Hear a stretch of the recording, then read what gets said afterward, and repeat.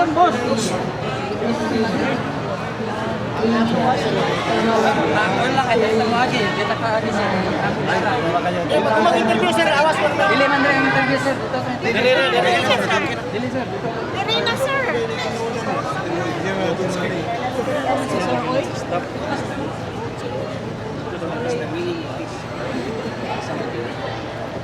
Dili na. Na-change.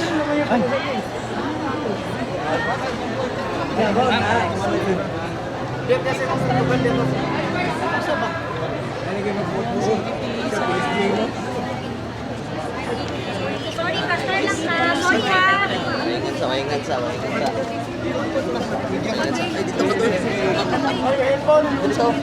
Wait lang, sige lang. Ma'am, ayun na to. Dad, ayun po. Ay, hindi po. Sensya. Sir, di ba may Okay. Ma'am, dito na sa front pa. Baba na lang ta, ma'am. Please, para di na Ulog. Siguro may Cellphone mo, cellphone.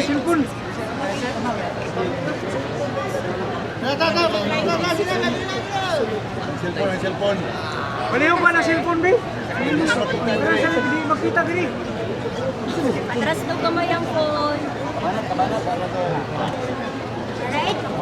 Nakaplastar lang tanan? Okay, sige po. Okay lang po. Take your time po. Cellphone mo. Dahil lang ama. Tapunan mo ilang. Bahin na ba? Bahin. Ganaya.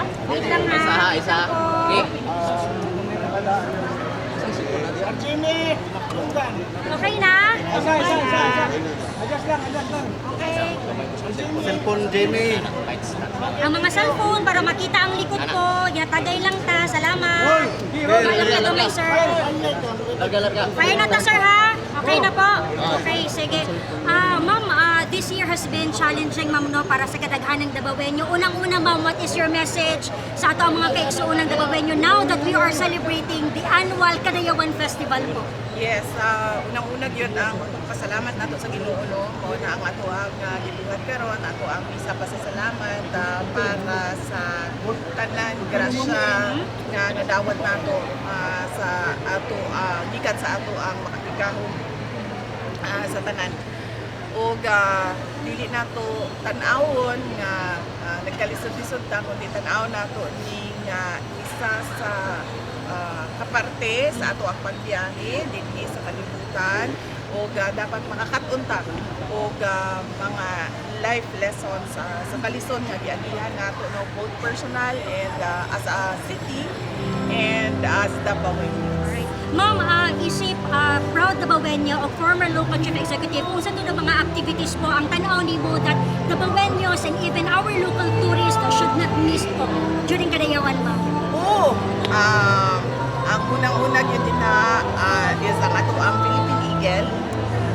We are home the Philippine Eagle no Davao City. So dapat yun na maila-ila nila ang ato ang mga Philippine Eagles. We have a conservatory na nga sa Malagos and kinahanglan pagbisita na nila. And of course, kinahanglan sila pagbisita sa ato ang mga prutasan. Sa ato ang mga palengke, daghan kayo og mga prutas sa ato ang durian sa Magsaysay Park, kinahanglan na nila bisitahon. And then sunod is ang ato ang culture, ang ato ang multicultural environment at dinhi sa ato sa syudad sa Davao. Makita nila ang ato ang mga nagkalain-laing mga indigenous peoples, tribes, na sila showcase dito sa Magsaysay Park and na sila nightly cultural show. So, kinahanglan po namin sila sa ang mga turista o Thank you. Now we will be accepting questions from the media. Let's start with John Ryan Colonia. John? VP, ano po yung reaction mo sa naging desisyon ng Senate sa pag-archive po ng Articles of Impeachment? Yes, kinahanglan nato respeto mo no ang role sa ato ang Senate of the Philippines dinhi sa ato ang nasod ug sa ato ang demokrasya. So kung mauna ang desisyon sa majority sa members of the Senate, and everyone must follow and respect that decision of the Senate. VP, yung result, the outcome of the trial, is it something na you expect or otherwise given the new composition of the 20th Congress? Wala pa may trial, no? Wala pa nagsugod ang impeachment trial. But sa tinuod lang, wala man be one particular na expectation. Tanan nga pwede pa na po pinapangandaman nila sa ato ang defense team. And kining nakita mo karon na sa Senate nga i-archive nila ang impeachment complaint. Isa sa posibleng mga mahitabo, and as I said, we need to respect the decision of the Senate. Before, VP, you said na you really want to try but it turned out na the Senate supported the articles of impeachment to give you a platform daw to defend yourself, sana. Oh yes. As I said, diba, I wanted a blood bath, meaning I wanted all the pieces of evidence from the prosecution and all the pieces of evidence from the defense presented for everyone. But unfortunately, wala na siya sa pagkakaroon. And of course, as I said, kinahanglan pangandaman ang tanan ng posibleng. So possibly, wala na kabalo, 2026 or 2027, 2028, mag-file na po ng impeachment. That will be another opportunity. VP, last na lang ako yung nakikita ni Senator Alan Caylan. Kung napulitin ka siya, hindi mo na lang itaka sa 2025 sa impeachment.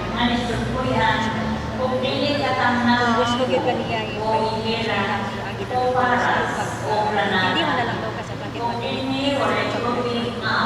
Well, yes. Ang ato ang mga senators sila kaulan nila ng mga standard opinion, and we should respect each manifestation and stand. Next, we have Prin.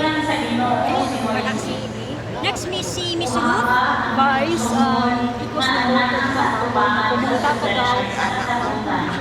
pumunta ka daw ng private authority. Anong totoo doon, Vice? Sorry, kanya na lang po eh,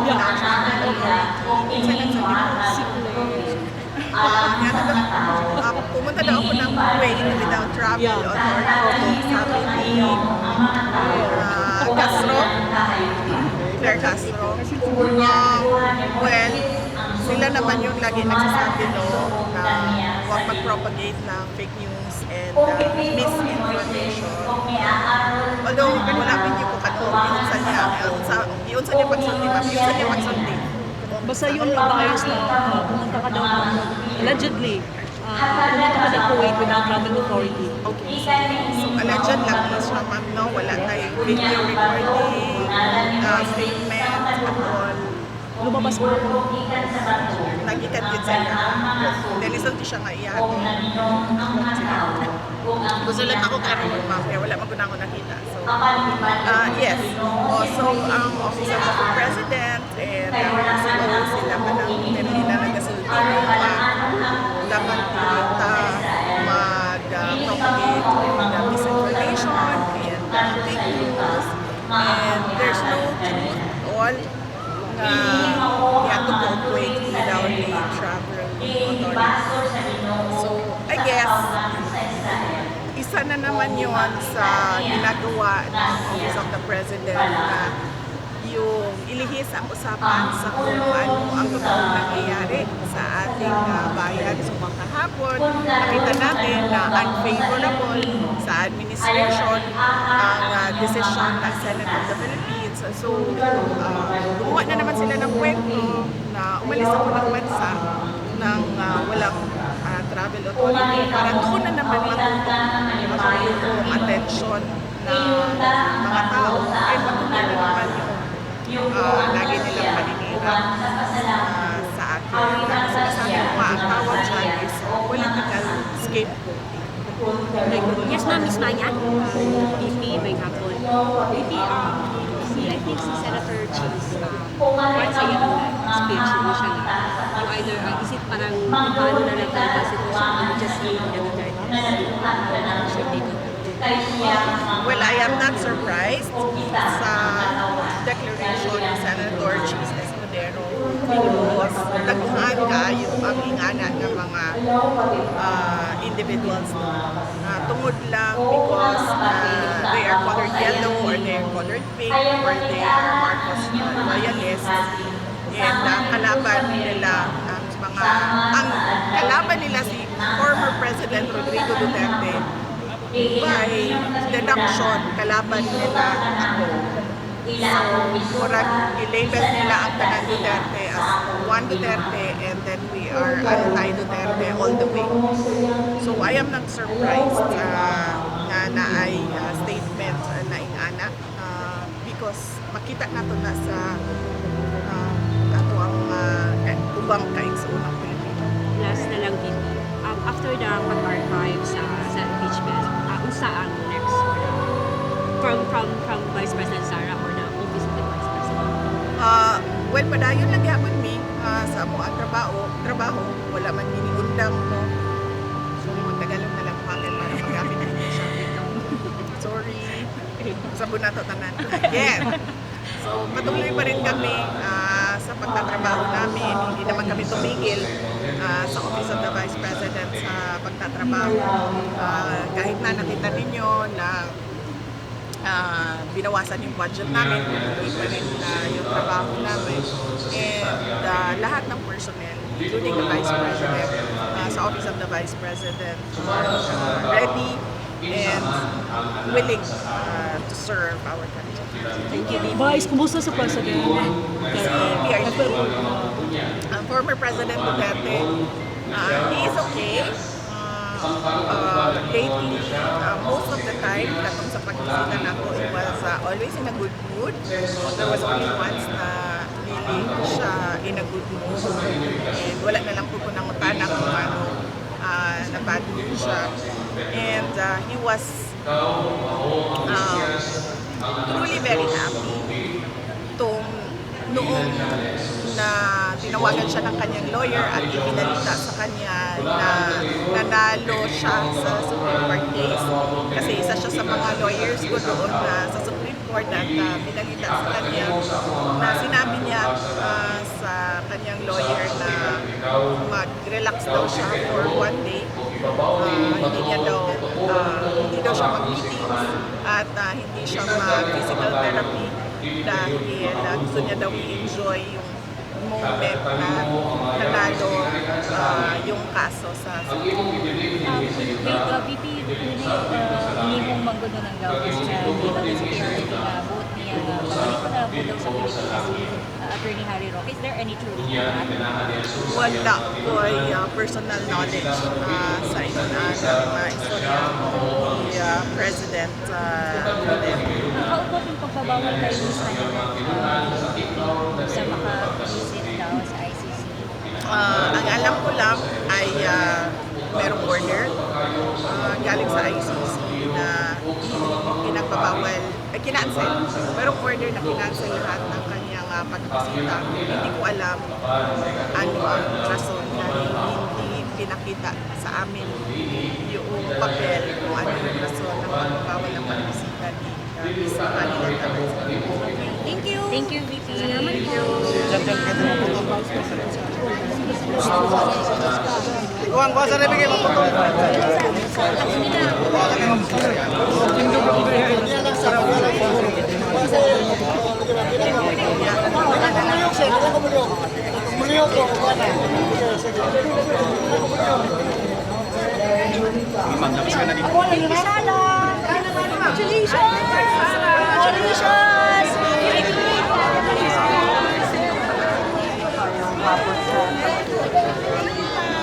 Yung na po'y nabasahan na latest na balita mahitungod sa simbahan sa Estados Unidos sa US.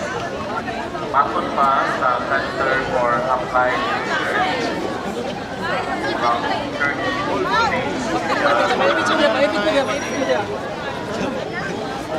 sa mga